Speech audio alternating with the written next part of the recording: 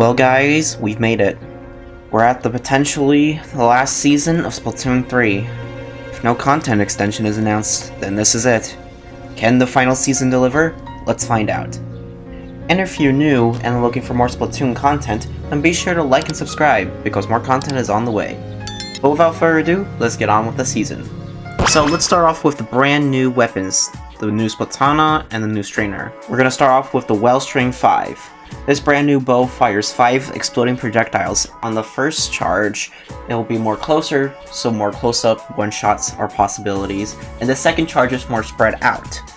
I like what they did with this weapon, that it can combo very easy with itself and other teammates, and it seems like the bow community finally won with this season.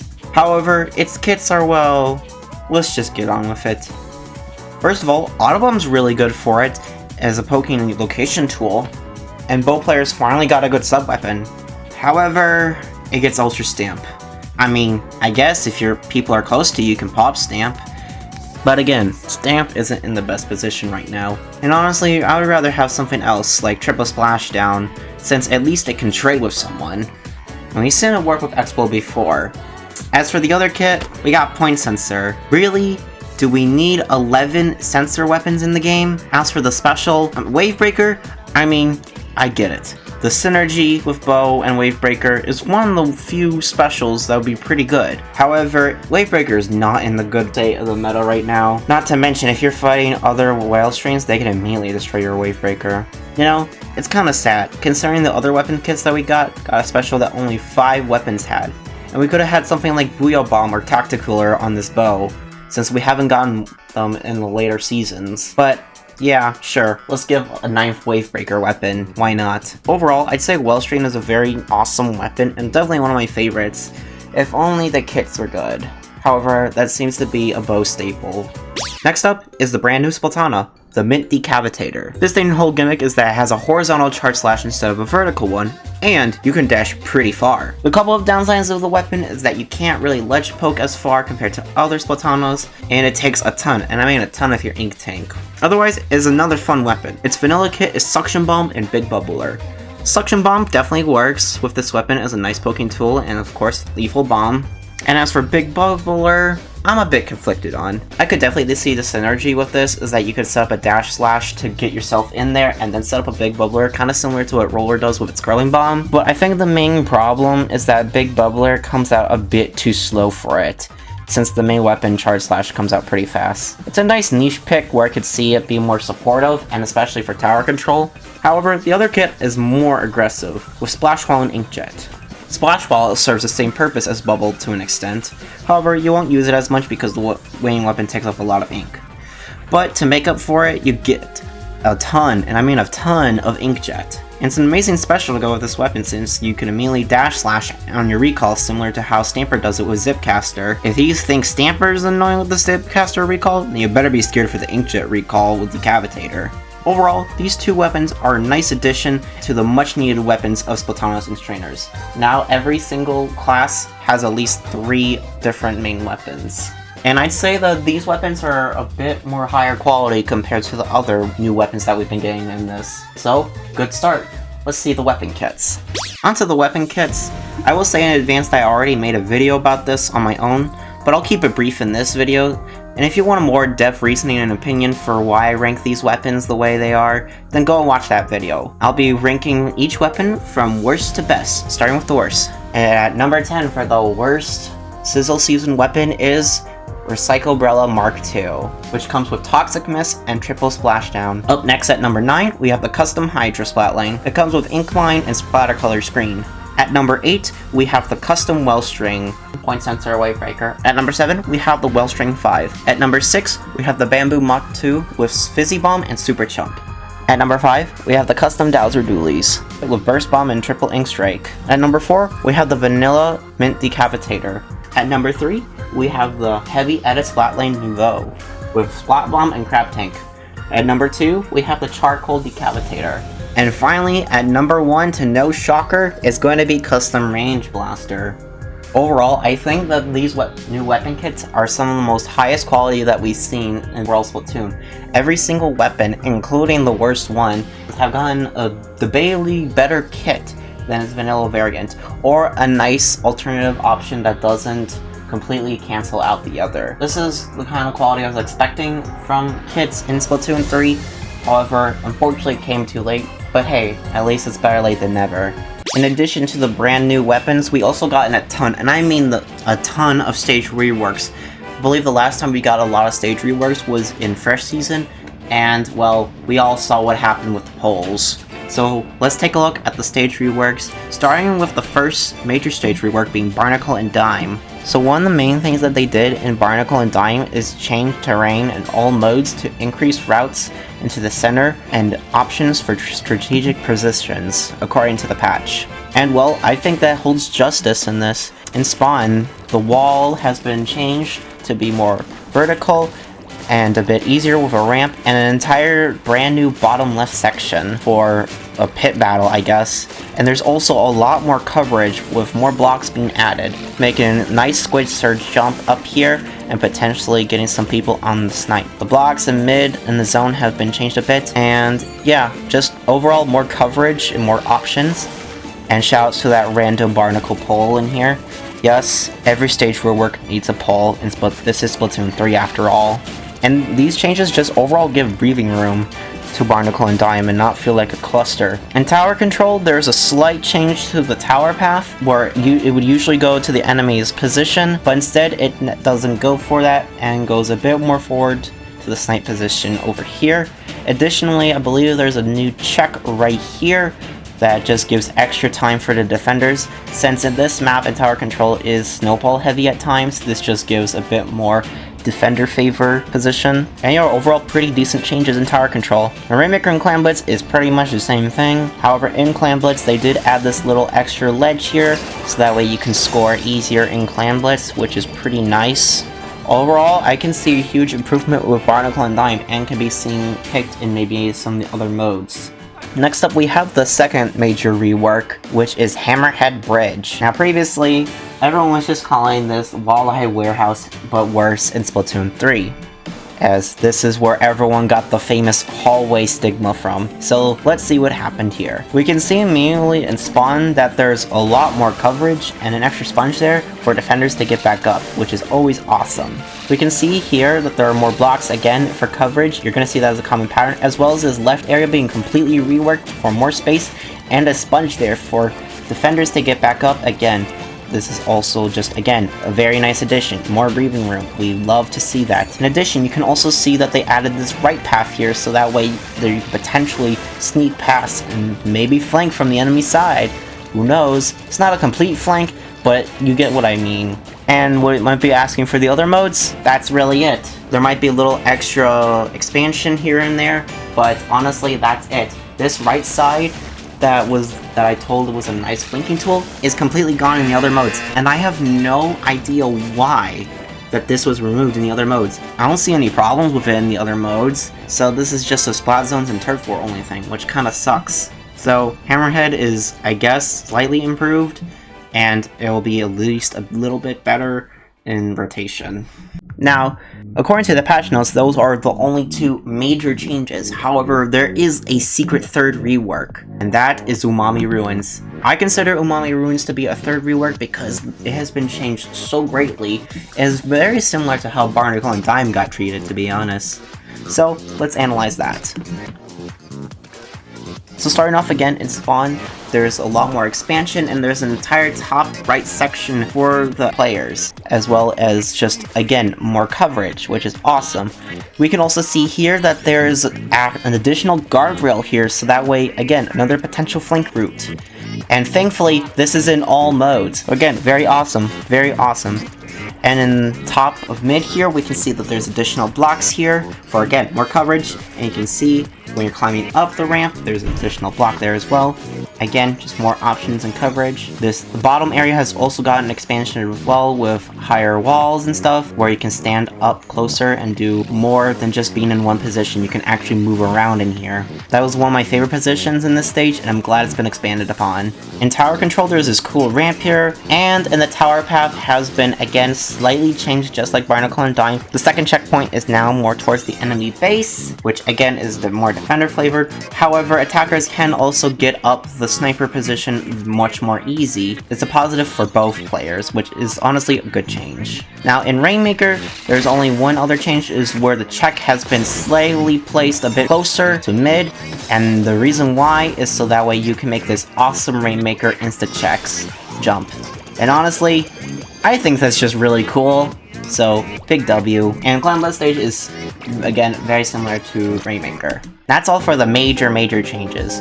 I'd say Barnacle and Umami were definitely the better ones, and Hammerhead, again, it sucks that that route isn't there. If it was there in all modes, it might be a bit better. However, Barnacle and Umami were already pretty decent stages, and now they've just been even better. And that's honestly what stage reworks needed in Splatoon 3.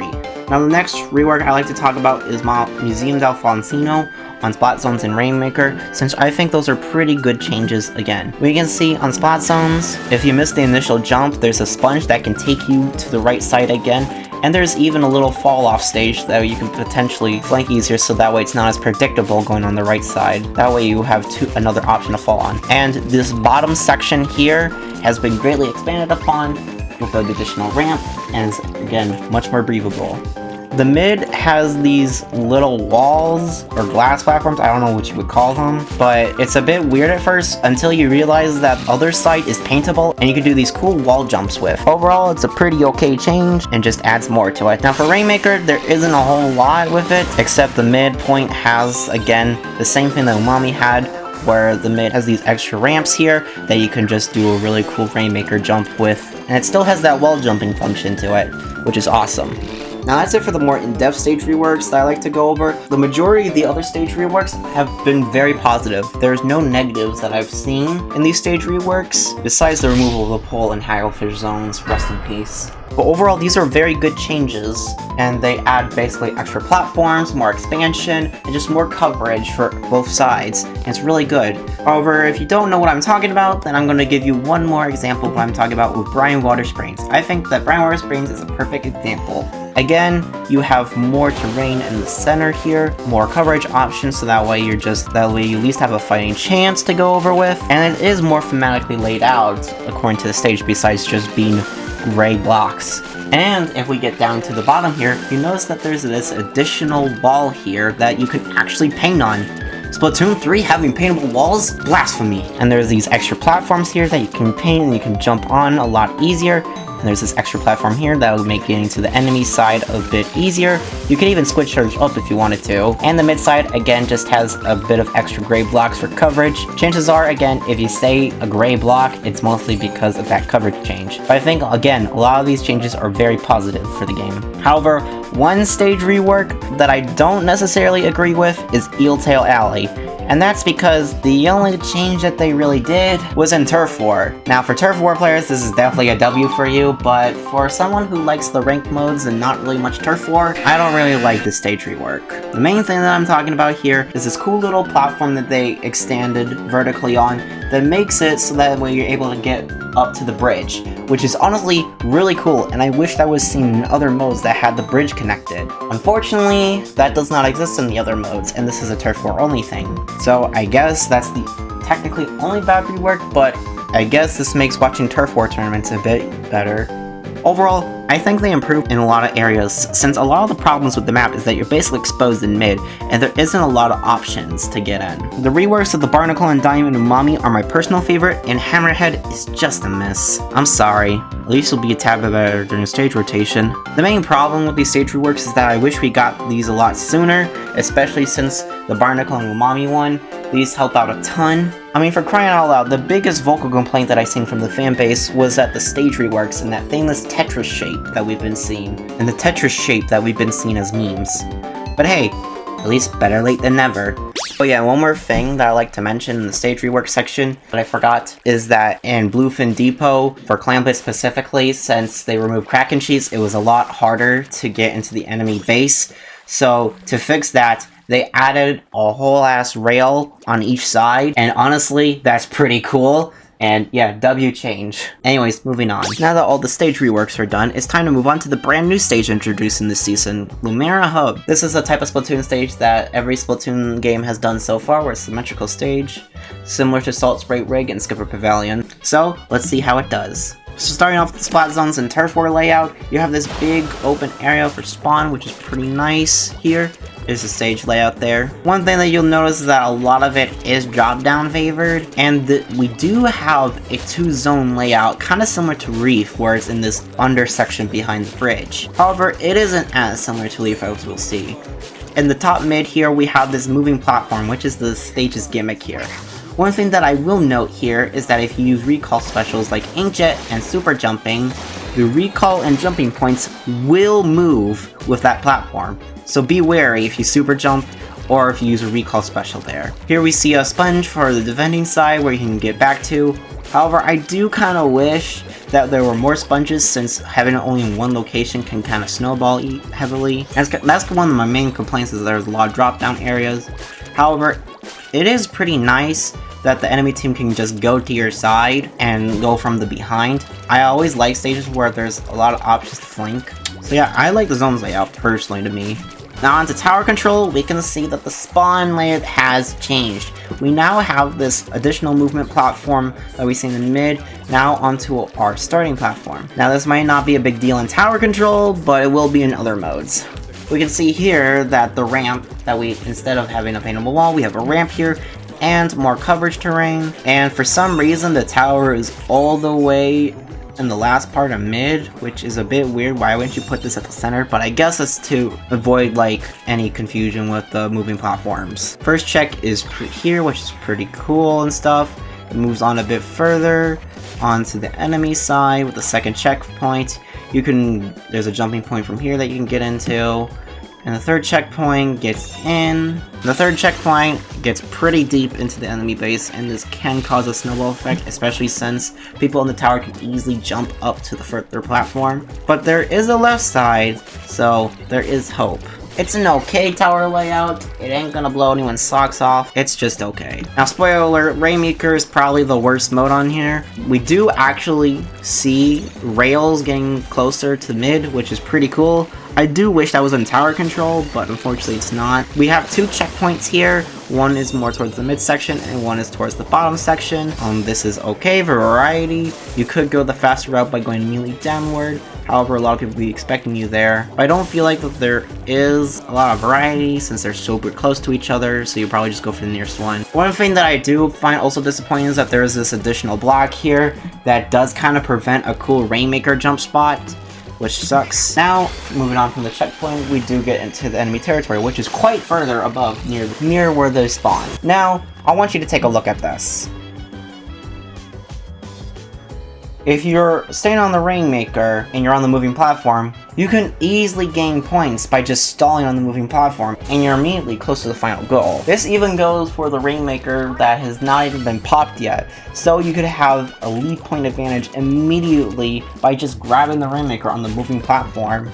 It's a very cheesy strat, and I kinda don't really like it, since it could easily just cause a game to be immediately ruined or ended extremely quickly, since you're much closer to the goal just because there's a moving platform there. I feel like if the moving platform was removed in this mode, or given the spot zones layout with some additional platforms in mid to get to the player spawn easier, I think that would have been a bit better, but we have this layout. And again, it's my least favorite one out of the 4. Now in Clan Blitz, it's got the same layout as we have in Rainmaker, and I like how we have those ink reels again. Again, it's the same layout. There isn't much change here. It does work better, again, considering the fact that we don't have something related to Rainmaker scoring in here. The moving platform can benefit the attacking team, since they can just hide with enemy ink on the rail and then just get clams. Someone throws clams to them and then they immediately score. So that is a strategy there. Overall, I really like the new stage with the gimmicks of the moving platforms are nice. I've been really liking the newer stages since Drizzle season, where each of them have their own unique identity instead of just giant Tetris piece. If this were to be played competitively, I see zones or clans, since I feel like the moving platforms at spawn would cause issues, especially in Rainmaker, where you could get lead by just simply sitting idle on top of the moving platform. And that's it for the stage section. As usual with every new season, we did get a patch notes changing the balance of Splatoon 3. Let's get into it. Now if you go to the actual patch notes, you see that there's a lot of changes, but in reality it's not a lot. All of these can be summed up to damage dealt by Splash Wall increased by 10%. These weapons are Splooshomatic, Splatter Shot Jr., Arrow Spray, Luna Blaster, Clash Blaster, Carbon Roller, Spot Roller, Ink Brush, Octobrush, and Dapple Doolies. All these weapons aren't really meta. The only one I could see potentially being good are the Rollers and potentially Junior in some specific comps, but no one's really going to be playing Arrow Spray or Sploosh top level, so I guess this is good for mid to lower level plays, and is a decent nerf to Splash Wall since some of the meta weapons like 52 and Squeezer do use Splash Wall. But again, it doesn't really solve fixing those weapons since those weapons also have very good secondary kits, with both of these alternate kits having a bomb with them. But again, at least it stops a couple of them. Next up we have another NZAP buff. They just really like this weapon. Increases the time for shots to scatter, which might be seen as a painting nerf, but it really doesn't change much in the grand scheme of things. It's so little. Next up we have L3 here, which gets its damage increased to 31 damage. This is nice, giving a threshold for more combo potential with other weapons. However, L3 still doesn't got the greatest kits in this game, so the damage will be nice, but that's really it. But it's a nice buff for people who are using L3.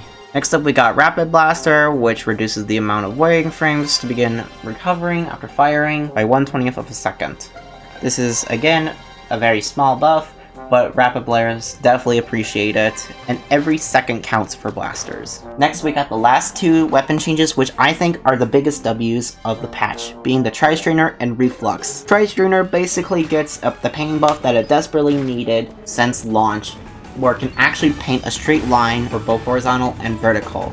This is so helpful for Strainer players, and people have been begging for it. And they finally got it. I guess it's better late than never though. And we also got Reflux. Instead of it being nerfed because of Potion, we actually got buffs for it, giving it the Swiffer treatment, having the same charge time as it in midair.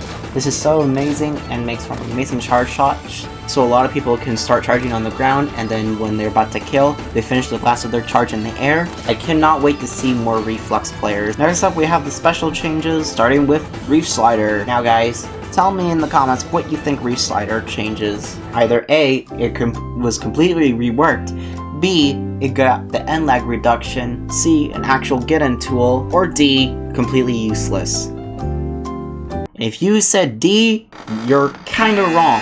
It's basically a painting buff. Basically, the ink rails now paint before when you launch the Reslider, and when you're on active terrain is moving, the rails will move. And when you're on active terrain that's moving, the rails will now move along with it. And this kinda does buff Zones Cheese a bit more of the special, since you could probably have one part paint one side, and then your team paints the other side, making for an easier Zones Cheese. And next up we have Big Bubbler. Big Bubbler basically inks the ground where it's placed. Now, initially, before the patch came out, a lot of people thought that this would cover the entire radius of the bubble, and that was scary. If you thought Reef Slider Cheese was annoying, then Big Bubbler Cheese would be even more annoying, since you would have covered ink, plus you would have a shield on top of you defending yourself from being killed instantly. But thankfully, the amount of paint that gets is near the beacon, and it's basically equivalent to a burst bomb or a splat bomb. So, no need to worry, this just helps Roller's playstyle even more. For Ink Vacuum, the ground behind them is slightly inked. This is pretty good, especially since you can't paint at all when you're in Ink Vac mode, and it's pretty good when you're in enemy territory trying to move forward more, and someone paints behind you, you can get that ink back. Again, just a nice quality of life change, and I like it very much. Finally, we're on to Splatter Color Screen. And no, this isn't an accessibility fix, it's completely pointless. Basically, Splatter Color Screen gets Object Shredder against Squid Beacon, Sprinkler, Splash Ball, Sponges apparently, and the Rainmaker Shield. which is interesting. Again, no accessibility change, which sucks, since the only thing that I've been seeing for the accessibility change was the audio. Again, it's probably very easy to just make that an underwater sound effect. Next are the points for special, and this ain't really much. With the Inkstorm Big Swig getting to 190 instead of 200, Vanilla Paintbrush with Wavebreaker getting from 190 to 200, and both the Custom Kraken Eliers going from 200 to 210. This is a nothing burger. Only real big change, I guess, would be Custom Leaders, since it's sometimes played. But again, the main big points for special that I wanted to see was Pencil being 220, and that unfortunately did not happen. And another downside, that there was no Zuka changes or points per special with Zuka weapons. So we gotta live with this meta again.